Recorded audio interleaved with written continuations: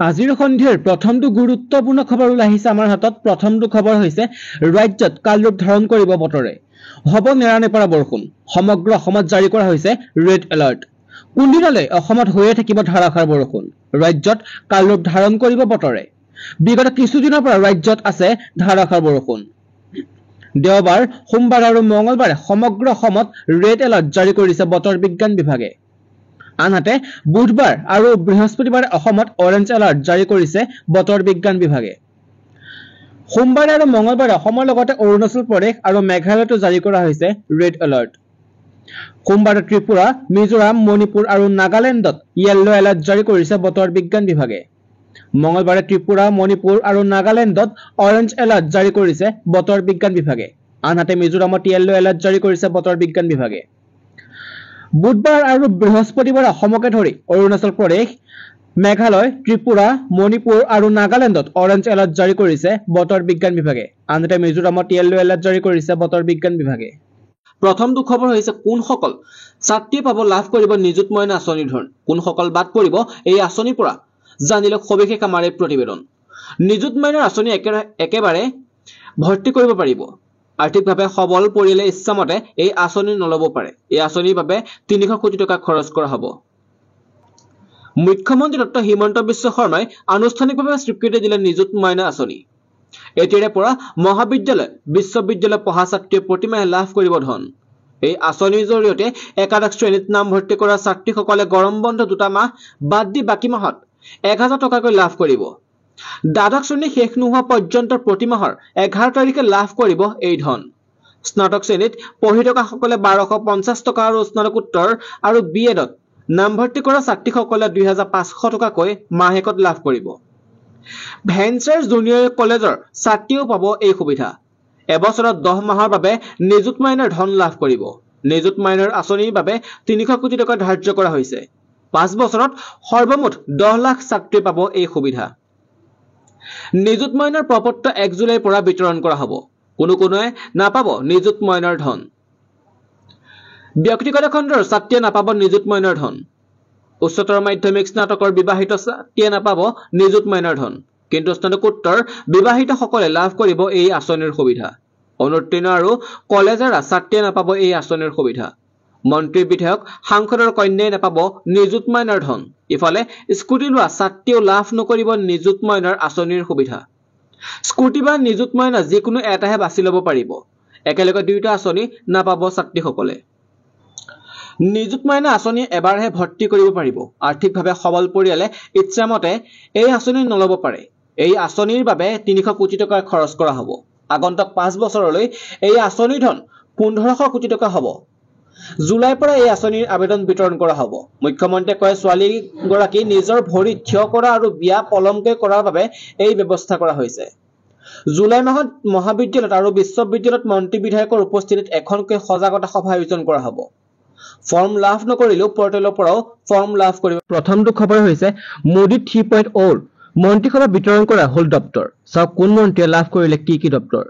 দেওবাৰে শপত গ্ৰহণ কৰিছিল প্ৰধানমন্ত্ৰী নৰেন্দ্ৰ মোদীৰ লগতে ৭১ জন মন্ত্ৰীয়ে। আজি মন্ত্ৰীসভাত প্ৰথমখন বৈঠকৰ পিছতে বিতৰণ কৰা হয় মন্ত্ৰীসকলৰ দপ্তৰ। দেওবাৰে মোদী 3.0 শপত গ্ৰহণৰ পিছদিনাখনেই আজি বিতৰণ কৰা হয় মোদী কেবিনেটৰ মন্ত্ৰীসকলৰ দপ্তৰ। দেওবাৰে শপত গ্ৰহণ কৰিছিল প্ৰধানমন্ত্ৰী নৰেন্দ্ৰ মোদীয়ে লগতে ৭১ জন মন্ত্ৰীয়ে। আজি মন্ত্ৰীসভাত প্ৰথমখন বৈঠকৰ পিছতে বিতৰণ কৰা হয় মন্ত্ৰীসকলৰ দপ্তৰ। সেই অনুসৰি পূৰ্বৰ দৰেই অমিত শ্বাহক প্ৰদান কৰা হয় কেন্দ্ৰীয় গৃহমন্ত্ৰীৰ দায়িত্ব। ৰাজনাথ সিঙক অৰ্পণ কৰা হয় প্ৰতিৰক্ষা মন্ত্ৰীৰ দায়িত্ব। নিৰ্মলা সীতাৰমণক কেন্দ্ৰীয় বিত্ত মন্ত্ৰীৰ দায়িত্ব অৰ্পণ কৰা হয়। জে.পি. নাড্ডাক কেন্দ্ৰীয় স্বাস্থ্য মন্ত্ৰীৰ দায়িত্ব অৰ্পণ কৰা হয়। নীতিন গাডকাৰী পূৰ্বে কেন্দ্ৰীয় চৰকাৰৰ পথ পৰিবহণ আৰু ঘাইপথ বিভাগেই অৰ্পণ কৰিলে মোদী চৰকাৰে। অজয় টামটা আৰু হৰ্ষ মালহোত্ৰাক অৰ্পণ কৰা হয় পৰিবহণ আৰু ঘাইপথৰ ৰাজ্যিক মন্ত্ৰী। সুব্ৰমণিয়াম জয়শংকৰক প্ৰদান কৰা হয় বৈদেশিক পৰিক্ৰমা মন্ত্ৰীৰ দায়িত্ব। লগতে অসমৰ পবিত্ৰ মাৰ্ঘেৰিটাক বৈদেশিক পৰিক্ৰমা আৰু টেক্সটাইল বিভাগৰ ৰাজ্যিক মন্ত্ৰীৰ দায়িত্ব অৰ্পণ কৰা অশ্বিনী বৈষ্ণৱক ৰেল, তথ্য আৰু সম্প্ৰচাৰ মন্ত্ৰীৰ দায়িত্ব অৰ্পণ কৰা হয়। ধৰ্মেন্দ্ৰ প্ৰধানক কেন্দ্ৰীয় শিক্ষা মন্ত্ৰীৰ দায়িত্ব অৰ্পণ কৰা হয়। লগতে অসমৰ সৰ্বানন্দ সোণোৱালক পূৰ্বৰ দৰে কেন্দ্ৰীয় জল পৰিবহণ, জাহাজ বন্দৰ মন্ত্ৰীৰ দায়িত্ব অৰ্পণ কৰা হয়। লগতে শান্তনু ঠাকুৰক জল পৰিবহণ, জাহাজ বন্দৰৰ ৰাজ্যিক মন্ত্ৰীৰ দায়িত্ব অৰ্পণ কৰা হয়। কিৰেণ ৰিজিজুক সংসদীয় পৰিক্ৰমা আৰু সংখ্যালঘু পৰিক্ৰমা মন্ত্ৰালয়ৰ দায়িত্ব অৰ্পণ কৰা হয়। গজেন্দ্ৰ সিং শেখাৱতক কেন্দ্ৰীয় সাংস্কৃতিক আৰু পৰ্যটন বিভাগৰ মন্ত্ৰীৰ দায়িত্ব অৰ্পণ কৰা হয়। লগতে সুৰেশ গোপী আৰু ইন্দ্ৰজিৎ সিঙক সাংস্কৃতিক আৰু পৰ্যটন বিভাগৰ ৰাজ্যিক মন্ত্ৰীৰ দায়িত্ব অৰ্পণ কৰা হয়। পীযুষ গোয়েলক বাণিজ্যিক বিভাগৰ মন্ত্ৰীৰ দায়িত্ব অৰ্পণ কৰা হয়। প্ৰহ্লাদ যোশীক গ্ৰাহক পৰিক্ৰমা মন্ত্ৰীৰ দায়িত্বত অৰ্পণ কৰা হয়। অন্নপূৰ্ণা দেৱীক কেন্দ্ৰীয় মহিলা আৰু শিশু কল্যাণ মন্ত্ৰীৰ দায়িত্ব অৰ্পণ কৰা হয়। ইপিনে অসম চৰকাৰৰ কৰ্মচাৰীসকলৰ বাবে শীঘ্ৰ আহিব পাৰে ভাল খবৰ, বৃদ্ধি হ'ব পাৰে ডিএ। সাধাৰণতে চৰকাৰী কৰ্মচাৰীৰ ডিএ বছৰত দুবাৰ বৃদ্ধি পায়। প্ৰথমবাৰ 1 জানুৱাৰী আৰু কাৰ্যকৰী হোৱাকৈ বৃদ্ধি পায়। দ্বিতীয়বাৰ 1 জুলাই আৰু কাৰ্যকৰী হয় এই বৰ্ধিত ডিএ। প্ৰতি 10 বছৰ মূৰত আহে নতুন বেতন আয়োগ। সপ্তম বেতন আয়োগ গঠন হৈছিল 2014 চনত আৰু 2016 চনৰ পৰা কাৰ্যকৰী হৈছিল। সেয়েহে এতিয়া অষ্টম বেতন আয়োগৰ সময় প্ৰায় আহি পৰিছে। অষ্টম বেতন আয়োগ সন্দৰ্ভত মোদী চৰকাৰে ডাঙৰ সিদ্ধান্ত ল'ব পাৰে বুলি ধাৰণা কৰা হৈছে। বিগত 2014 চনত সপ্তম বেতন আয়োগ গঠন হোৱাৰ পিছতে 2016 চনৰ পৰা ইয়াক কাৰ্যকৰী কৰা হৈছিল। যদি এইবাৰ 2024 চনত অষ্টম বেতন আয়োগ গঠন হয়, তেন্তে এই 2026 চনৰ কাৰ্যকৰী হ'ব বুলি অনুমান কৰিব পাৰি। সাধাৰণতে প্ৰতি 10 বছৰ মূৰে মূৰে কেন্দ্ৰীয় নতুন বেতন আয়োগ গঠন কৰে। কেন্দ্ৰীয় নতুন চৰকাৰে ইতিমধ্যে শপত গ্ৰহণ কৰিলে। গতিকে নতুন চৰকাৰে চৰকাৰী কৰ্মচাৰীসকলৰ বাবে বহুত চমক লৈ আহিব পাৰে বুলি আশা কৰা হৈছে। নৰেন্দ্ৰ মোদী তৃতীয়বাৰৰ বাবে কাৰ্যভাৰ গ্ৰহণ কৰাৰ পিছতেই কৰ্মচাৰীসকলৰ অপেক্ষা শেষ হ'ব বুলি বহু মহল দাবী কৰিছে। অষ্টম বেতন আয়োগৰ সন্দৰ্ভত এইবাৰ ডাঙৰ সফলতা আহিব পাৰে। এনেকুৱা হলে কেন্দ্ৰীয় চৰকাৰৰ কৰ্মচাৰীৰ দৰমহাত বৃহৎ বৃদ্ধি হ'ব বুলি গৈ আছে। যিহেতু বছৰত দুবাৰকৈ চৰকাৰী কৰ্মচাৰীৰ ডিএ বৃদ্ধি হয়, সেয়েহে জুলাইত পুনৰ ডিএ বৃদ্ধিৰ সিদ্ধান্ত ল'ব পাৰে চৰকাৰে। ইতিমধ্যে চৰকাৰী কৰ্মচাৰী ডিএ 50% হৈছেগৈ। যদি নতুন চৰকাৰে কেন্দ্ৰীয় চৰকাৰৰ কৰ্মচাৰীৰ ডিএ বৃদ্ধি কৰে, তেতিয়া অসম চৰকাৰৰ কৰ্মচাৰীসকলো লাভৱান হ'ব।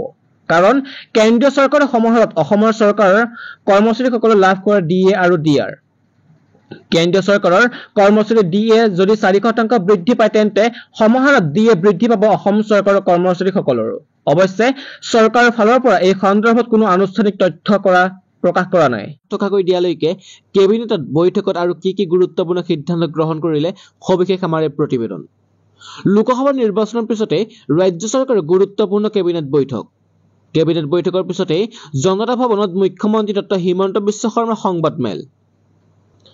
লোকসভা নিৰ্বাচনৰ পিছতে ৰাজ্য চৰকাৰৰ গুৰুত্বপূৰ্ণ কেবিনেট বৈঠক। কেবিনেট বৈঠকৰ পিছতে জনতা ভৱনত মুখ্যমন্ত্ৰী ডক্টৰ হিমন্ত বিশ্ব শৰ্মাৰ সংবাদমেল। নৱেম্বৰ মাহত ৰাজ্যত পঞ্চায়ত নিৰ্বাচন। এতিয়াৰ পৰা পঞ্চায়ত আৰু উন্নয়ন খণ্ড দুটা বিধানসভা সমষ্টিত নাথাকিব। পঞ্চায়ত নিৰ্বাচনৰ পূৰ্বে পঞ্চায়ত, আঞ্চলিক পঞ্চায়ত, জিলা পৰিষদ পুনৰ নিৰ্ধাৰণ হ'ব। ৰাজ্যত অক্টোবৰত পঞ্চায়ত নিৰ্বাচনৰ অধিসূচনা জাৰি হ'ব। ৰাজ্যত নতুনকৈ উন্নয়ন খণ্ডসমূহ পুনৰ নিৰ্ধাৰণ কৰা হ'ব। আগষ্ট মাহত শেষ হ'ব পুনৰ নিৰ্ধাৰণৰ কাম। অক্টোবৰত তালিকা প্ৰকাশ পাব, ভোটাৰ তালিকা। ইপিনে অৰুণোদয় আঁচনি আমি সৰ্বাধিক পঞ্চায়ত দিয়াৰ বাবে চেষ্টা কৰিছো। তাৰ বাবে কিমান মানুহ এই আঁচনিত আনিব লাগিব, কিমান টকা ব্যয় কৰিব লাগিব, সেই সকলো দিশ চোৱা চিতাৰ বাবে বিত্তমন্ত্ৰী অজন্তা নেওগ, মন্ত্ৰী ডক্টৰ ৰণোজ পেগু, মন্ত্ৰী বিমল বৰা, মন্ত্ৰী কেশৱ মহন্ত, ৰঞ্জিত দাসৰ নেতৃত্বত এখন কেবিনেট উপকমিটি গঠন কৰা হৈছে। কেবিনেটত চাব কমিটিয়ে অহা এমাহৰ ভিতৰত আমাক পৰামৰ্শ দিব। গোটেই আঁচনিখনৰ বাবে এটা ধাৰণা দিবলৈ এই চাব কমিটি গঠন কৰা হৈছে। ইপিনে চৰাইদেউ বিশ্ব ঐতিহ্য কৰাৰ ক্ষেত্ৰত গুৰুত্বপূৰ্ণ সিদ্ধান্ত। ইউনেস্কোৰ সদস্য ৰাষ্ট্ৰৰ প্ৰতিনিধিক সাক্ষাৎ কৰা সিদ্ধান্ত। নিযুত মইনা আঁচনিৰ ক্ষেত্ৰত বিশেষ সিদ্ধান্ত গ্ৰহণ কেবিনেটত। 15 আগষ্টত নিযুত মইনা আঁচনিৰ শুভাৰম্ভ। নিযুত মইনা আঁচনিক লৈ মন্ত্ৰী চন্দ্ৰমোহন পাটোৱাৰী আৰু ৰণোজ পেগু মন্ত্ৰী গঠন কৰা হয়। নিযুত মইনা আঁচনিৰ মতে ছাত্ৰীক দিয়া হ'ব 10,000 টকা। 7 দিনৰ ভিতৰত 2 মন্ত্ৰীয়ে দিব প্ৰতিবেদন। ইপিনে নতুন মাইক্ৰ ফাইনেন্সৰ আঁচনি আগষ্ট মাহত মুকলি হ'ব। ৰাজ্যৰ 15 লাখ ব্যক্তিক নতুনকৈ ৰেচন কাৰ্ডৰ ব্যৱস্থা। ছেপ্টেম্বৰত 30,000 যুৱকক দিয়া হ'ব 1 লাখকৈ টকা। মুখ্যমন্ত্ৰীয়ে লগতে কয় যে ৰাজ্যৰ বান পৰিস্থিতি সম্পৰ্কত আলোচনা কৰা হৈছে। মথাউৰি নিৰ্মাণৰ বাবে জলসম্পদৰ পৰা বিচাৰিছে ৰিপৰ্ট। মথাউৰিৰ বাবে কিমান পুঁজি লাগিব তাক উল্লেখৰ নিৰ্দেশ। ক্ষুদ্ৰ উদ্যোগৰ বাবে প্ৰথমে দিয়া হ'ব 1 লাখকৈ টকা। অভিভাৱক মন্ত্ৰীসকলক বানপীড়িত এলেকালৈ যোৱাৰ নিৰ্দেশ প্ৰদান কৰা হৈছে। যিকোনো পৰিস্থিতিত যাবৰ বাবে নিৰ্দেশ প্ৰদান কৰা হৈছে। ইপিনে বৃদ্ধি পালে কংগ্ৰেছৰ আসনৰ সংখ্যা ফলাফলৰ পাছতে কংগ্ৰেছত যোগ দিলে নৱনিৰ্বাচিত সাংসদে সেঞ্চুৰী চলে কংগ্ৰেছৰ আসনৰ সংখ্যাই নিৰ্দলীয় সাংসদৰ বিজয়ৰ পাছতে কংগ্ৰেছত যোগ দিয়াৰ সিদ্ধান্ত চৰকাৰ গঠনৰ পূৰ্বে কংগ্ৰেছলৈ আহিল ভাল খবৰ লোকসভাত 100লৈ বৃদ্ধি পালে কংগ্ৰেছৰ সাংসদৰ মহাৰাষ্ট্ৰৰ নিৰ্দলীয় সাংসদে যোগ দিলে কংগ্ৰেছত সাংগলিৰ পৰা জয়লাভ কৰিছিল বিশাল পাটিলে যোগদান কৰিলে কংগ্ৰেছত পূৰ্বে কংগ্ৰেছৰ পৰা প্ৰতিদ্বন্দ্বিতা কৰিব বিচাৰিছিল বিশাল পাটিলে শিৱসেনাৰ ইউবিটিক আসনসহ এৰি দিব লগা হৈছিল ইণ্ডিয়া এলায়েন্সে যাৰ বাবে নিৰ্দলীয়ভাৱে প্ৰতিদ্বন্দ্বিতা কৰিছিল বিশাল পাটিলে জয়ী হৈ পুনৰ কংগ্ৰেছত যোগদান সাংসদগৰাকীৰ ইপিনে মন্ত্ৰিত্বক লৈ টনাজোৰা এনডিএৰ মাজত বিজেপিয়ে কোনো কাৰণতে নেৰে বিত্ত গৃহ আৰু প্ৰতিৰক্ষা বিভাগ ৰেল মন্ত্ৰী দাবী কৰিছে নীতিশ কুমাৰ জেডিউৱে চিৰাগ পাছৱানৰ এলজেপিকো লাগে ৰেল বিভাগ ইয়াৰ উপৰি জেডিউৱে বিচাৰিছে আন দুটাকৈ বিভাগ চন্দ্ৰবাবু নাইডুৰ টিডিপিয়ে বিচাৰিছে লোকসভাৰ অধ্যক্ষৰ পদ বিজেপি এৰিব বিচৰা নাই লোকসভাৰ অধ্যক্ষৰ পদ ইয়াৰ উপৰি টিডিপিয়ে বিচাৰিছে 5টাকৈ মন্ত্ৰিত্ব প্ৰধানমন্ত্ৰী নৰেন্দ্ৰ মোদীৰ ঘৰত হাই ভল্টেজ বৈঠক অমিত শাহ আৰু জেপি নাড্ডা মিলিত হৈছে বৈঠকত জেডিউৱে টিডিপিক কিদৰে সৈমান কৰিব পৰা যায় তাক লৈ চলিছে আলোচনা কাইলৈ অনুষ্ঠিত কৰা হ'ব